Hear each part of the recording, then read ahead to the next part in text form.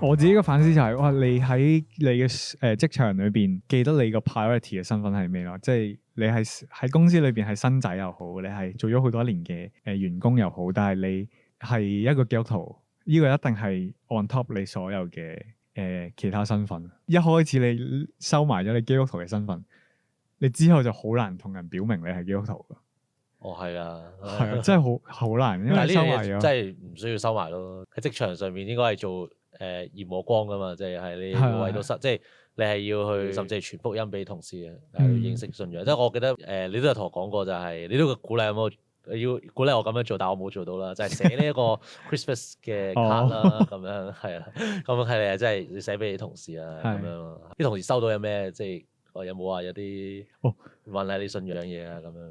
其實都冇嘅，即係當聖誕卡咁樣收嘅，應該可能睇一睇抌咗添。但係我覺得係一個好嘅機會，話俾人聽啊，你身邊有一個基督徒，係你有咩可以揾我咯。唔係我覺得唔好咁悲觀，即係唔好話抌咗佢。但係我覺得仲有一日，當你以前嗰班同事有一日面對住好大嘅逆境或者有一啲好困難嘅時候，佢記得你曾經寫過一張聖誕卡俾佢，可能呢樣嘢就成為佢嘅鼓勵，可能分分鐘揾翻嚟轉頭啊！禮拜日你係咪有聚會啊？可唔可以帶我翻教會？可能你冇睇少呢啲機會，真係可能呢啲咁未。